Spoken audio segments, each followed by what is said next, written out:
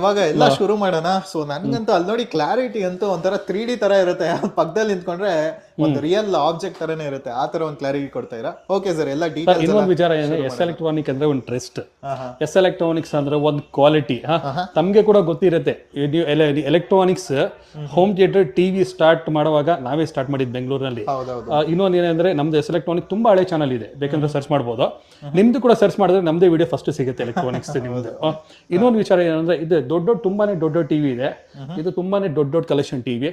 Clarity ಒಂದೊಂದು ತುಂಬಾ ಮುಂದೆ ನಾವು ನೋಡಿದ್ರೆ ಕೂಡ ಒಂದೊಂದು ಡೀಟೇಲ್ಸ್ ಕೂಡ ಹೆಂಗಿರುತ್ತೆ ಅಂದ್ರೆ, ಎಷ್ಟೊಂದು ಜನ ನಮ್ಮ ಕಡೆ ಬರ್ತಾರೆ ಟಿವಿ. ಇವತ್ತು ನಾವು ಏನ್ ಮಾಡಿದೀವಿ ಅಂದ್ರೆ, ಫಸ್ಟ್ ಸ್ಮಾಲ್ ಟಿವಿಯಿಂದ ಸ್ಟಾರ್ಟ್ ಮಾಡ್ತಾ ಇದ್ರು, ಇವತ್ತು ಬಿಗ್ ಟಿವಿಯಿಂದ ವಿಡಿಯೋಗಳು ಮಾಡ್ಕೊಂಡು ಬರ್ತಾ ಇದೀವಿ. ಅದಕ್ಕೆ ಇದು ನಾವು ನೋಡ್ತಾ ಇರ್ಬೋದು, ಇದು ಒಂದು ಪ್ರೀಮಿಯಂ ಸೀರೀಸ್, ಬೆಜರ್ಲೆಸ್ ಇರುತ್ತೆ. ಇನ್ನೊಂದು ಏನಂದ್ರೆ ಇದು ಡಾಲ್ಬಿ ಡಿಜಿಟಲ್ ಪ್ಲಸ್ ಆಡಿಯೋ ಇರುತ್ತೆ, HDR10 ಇರುತ್ತೆ, ಆಪ್ಟಿಕಲ್ ಪೋರ್ಟ್ ಇರುತ್ತೆ, HDMI ARC ಇರುತ್ತೆ. ಬಟ್ ಇದು ಒಂದು ಫ್ಯಾಮಿಲಿ ಸ್ಟೋರ್ ಅಂತ ಹೇಳಿ